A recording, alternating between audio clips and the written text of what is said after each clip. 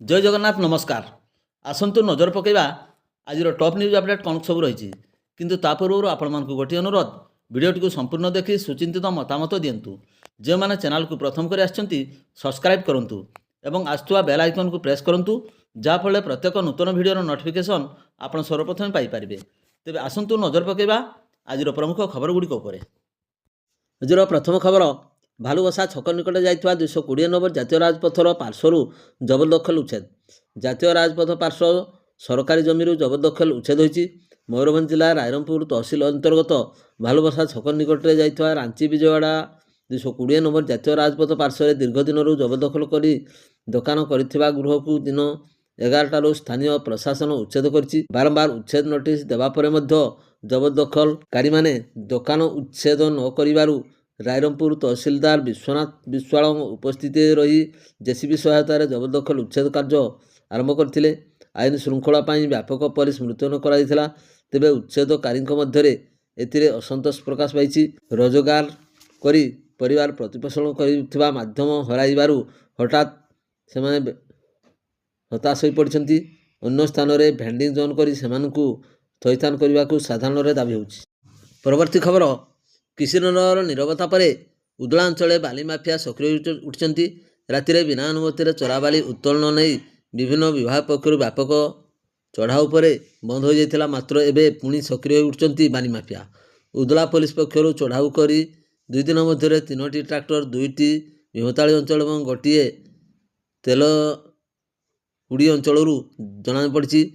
Vigilance विभाग पक्षर चढ़ाऊ व्यापक है बोली अधिकारी सूचना प्रदान।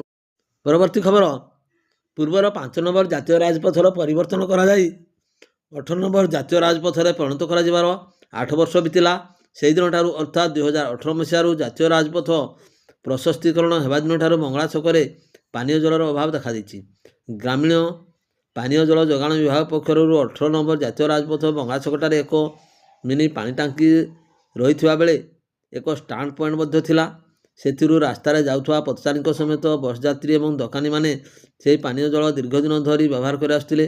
जातीय राजपथ निर्माण होगा दिन ठारू एही अणसारिया रास्ता निर्माण निमंते एही पानी टांकी भांगी दिया जावा पर ठारू बंगला छकरे जलभाव अद्यावधि रही। पानीय जल जोगाण विभाग एप्रति आखि बुझी देइछन्ति। अपेक्षारत हजार हजार यात्री एवं साधारण वर्गर लोक मैंने पानी हंतसंत होते नेता प्रशासन मुह लुचाई बसवा जो लोक मैंने टपाए पानी पाइबारु वंचित होती। परवर्ती खबर मयूरभंज जिलार पिलाचरी गुजब उग्र धारण करथिबा बेले गत किछ दिन धरी रीतिमत अपप्रचार होगा फल साधारण लोकों मन भितर छनका पशि जाइछि। फल लोक मैंने घटना पछरे सत्यता को न परखी गुजब एवं सामाजिक गणमाध्यम मिछ प्रचार को एक अधिक मात्रा प्रभावित हो विश्वास करदे। केवल ग्रामांचल नुहे सहरांचल बसवास कर शिक्षित युवक मैंने गुजब पछरे पड़ी निज हिताहित ज्ञान हराई बसवा देखा मिली। जार भयंकर परिणति स्वरूप मोरडा थाना अधीन डेंगाशल ग्राम जड़े पिलाचर सन्देह जड़े अपरिचित मानसिक अनग्रसर व्यक्ति को बाड़ी बाड़े हत्या भली अमानसिक कांड घटाई। तेबे यही बर्बरचित हत्याकांडर मुख्य कारण होची गुजब। जो माने यही हत्याकांड अभियुक्त मानक मध्यरु पुलिस 13 जन को गिरफ्त करने सह बुधवार सेमानकर स्वास्थ्य परीक्षा पर कोर्टे हाजर करा जायथिला। तेबे सेमानकर जामिन नामंजूर होबारु विचार विभाग हाजत को पठाई दिया जायछि। परवर्ती खबर बांगरीपोषी थाना अंचल किछि दिन है पिलाचर आसुथिबा खबर चर्चा रही। किछि दिन मध्य 4टी घटना घटी साराणी। वृद्ध मस्तिष्क विकृत लोक अजना व्यक्ति अजथारे लोकंकर आक्रोशर शिकार हो पड़ती। मयूरभंज जिला आरक्षी निर्देश क्रमे बांगरीपोषीर विभिन्न पंचायत सरपंच समिति सभ्य सभ्या वार्ड मेंबर मान्यगण व्यक्ति सांबादिक जनसाधारण को नहीं थाना परिसर एक सचेतनता बैठक अनुष्ठित हो जाता। बांगरीपोषी थाना दायित्व थिबा एएसआई सस्मिता सामाल सभापतित्व में बीडीओ परमानंद खंडेई बांगरीपोषी तहसिलदार शुभंकर सुदष्टा उपस्थित रही। आईन को हाथ को न नहीं पुलिस को अजना व्यक्ति संपर्क में जणाइबा को परामर्श दिया। पिलाचर भावी क्या निर्यातना दि जाई पारिबो नाही। जदि सेमिति हुए तेबे आईन अनुजाई कार्यानुष्ठान ग्रहण करा जिवो बोली अधिकारी माने प्रकाश करथिले। ଏଏସ୍ଆଇ ଦେବାଶିଷ ମଣ୍ଡଳ ମଞ୍ଚ ପରିଚାଳନା କରିଥିଲେ। ପରବର୍ତ୍ତୀ ଖବର, ବହଳଦା ତହସିଲ ଅନ୍ତର୍ଗତ ଶଶ ପଞ୍ଚାୟତର ଜଣେ ଗରିବ ଲୋକଙ୍କ ଟିଣ ଛପର ଚାଳଘର ଅଦିନିଆ ଝଡ଼ ବର୍ଷାରେ ଉଜୁଡ଼ି ଯାଇଛି। ଖବର ମୁତାବକ ଗତ ସୋମବାର ରାତିରେ ସ୍ଥାନୀୟ ଇଲାକାରେ ଅଦିନିଆ ବର୍ଷା ହୋଇଥିଲା। ପୁଣି ମଙ୍ଗଳବାର ବିଳମ୍ବିତ ରାତିରେ ଏବଂ ସନ୍ଧ୍ୟାରେ ଆକସ୍ମିକ ରୂପ ଅଦିନିଆ ଝଡ଼ ବର୍ଷା ହେବା ଯୋଗୁଁ ଶଶ ଗ୍ରାମର ଦରିଦ୍ର ବ୍ୟକ୍ତି କହ୍ନେଇଲାଲ ମୁଣ୍ଡାଙ୍କର ଟିଣ ଛପର ଥିବା ଚାଳଘର ପ୍ରବଳ ପବନରେ ଉଡ଼ିଯାଇଥିଲା। ତାଙ୍କୁ ସରକାରୀ ନିୟମ ମୁତାବକ ଆବଶ୍ୟକ ସରକାରୀ ରିଲିଫ୍ ସହାୟତା ଯୋଗାଇ ଦିଆଯିବ ବୋଲି ତହସିଲଦାର କର୍ତ୍ତୃପକ୍ଷ ସୂଚନା ଦେଇଛନ୍ତି। ବହଳଦା ବ୍ଲକ ପକ୍ଷରୁ କ୍ଷତିଗ୍ରସ୍ତ ଶ୍ରୀ ମୁଣ୍ଡାରୀଙ୍କୁ ପ୍ରଧାନମନ୍ତ୍ରୀ ଆବାସ ଯୋଜନାର ଏକ ଘର ଯୋଗାଇ ଦେବାକୁ ଦାବି ହେଉଛି।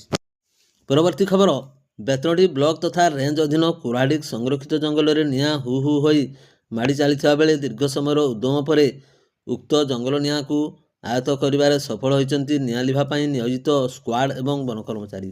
ସୂଚନା ମୁତାବକ ମଧ୍ୟାହ୍ନରେ କୁରାଡ଼ିକ ଜଙ୍ଗଲରେ ନିଆଁ ମାଡ଼ି ଚାଲିଥିଲା।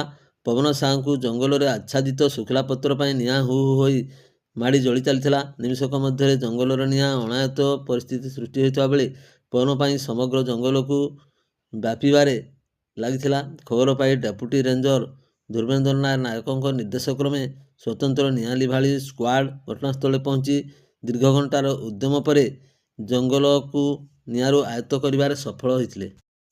ପରବର୍ତ୍ତୀ ଖବର, ଅପେକ୍ଷାର ଅନ୍ତ ଘଟୁନି ଚାଷୀଙ୍କ କ୍ଷେତ୍ରରେ। ଅଧୈର୍ଯ୍ୟ ହୋଇଗଲେଣି ଚାଷୀ। ମିଲର ଠିକ୍ ସମୟରେ ଆସୁନାହାନ୍ତି। ଫଳରେ ଫେବୃଆରୀ ଶେଷ ବେଳକୁ ବସିଥିବା ବେଳେ ଗୋପବନ୍ଧୁନଗର ବ୍ଲକ ଅଧୀନରେ ଥିବା ପଶୁଦା, କୁଶୁଳଦା ଏବଂ ଖୁଣ୍ଟା ଲ୍ୟାମ୍ପସ ଅଧୀନରେ ରହିଥିବା 5ଟି ମଣ୍ଡିରୁ ଯଥା ପୁରୁଣା ବାରିପଦା, ଜୟପୁର, କୁଶୁଳଦା, ପଶୁଦା, ସାନ ଖୁଣ୍ଟା, ରାଣୀବନ୍ଧ ମୋଟ 1223 ଖଣ୍ଡ ଚାଷୀ ଏଯାଏଁ ଧାନ ବିକ୍ରି କରିପାରିନାହାନ୍ତି। ସେମାନଙ୍କଠାରୁ ମୋଟ 44,232 କ୍ୱିଣ୍ଟାଲ ଧାନ ସଂଗ୍ରହ କରାଯାଇ ପାରିନାହିଁ। ଏପଟେ ମିଲରଙ୍କ ମନମାନି ଯୋଗୁଁ ଦୀର୍ଘଦିନ ଧରି ମଣିଷର ଚାଷୀ ଧାନ ଅବ୍ୟବସ୍ଥା ଭିତରେ ଗତି କରି ଆସୁଛି। ଚିତ୍ର ହସ୍ତକ୍ଷେପ ହୋଇଗଲାଣି। ମଝିରେ ଚାଷୀଙ୍କ ଧାନ ଫାଙ୍କାରେ ପଡ଼ି ରହିଛି। ଛେଳି କିପରି ଧାନ ନଷ୍ଟ କରୁଛନ୍ତି ତାହା ଚାଷୀ ନିଜ ଚକ୍ଷୁରେ ନ ଦେଖିଲେ ତାହା ବିଶ୍ୱାସ କରିହେବନି। ଅନ୍ୟପଟେ ଚାଷୀଙ୍କ ଧାନକୁ ମନ ଇଚ୍ଛା କଟନୀ ଛଟନୀ କରି ମିଲର ଧାନ କିଣୁଛି। ଚାଷୀଙ୍କ ଠାରୁ 10ରୁ 12 କ୍ୱିଣ୍ଟାଲ ପର୍ଯ୍ୟନ୍ତ କଟନୀ ଛଟନୀ ଧାନ କିଣି ମିଲର ମାମଲାରେ ଶେଷ ହେଉଛି। ଭିଡ଼ିଓଟିକୁ ଶେଷ ପର୍ଯ୍ୟନ୍ତ ଦେଖିଥିବାରୁ ଆପଣଙ୍କୁ ଅଶେଷ ଅଶେଷ ଧନ୍ୟବାଦ।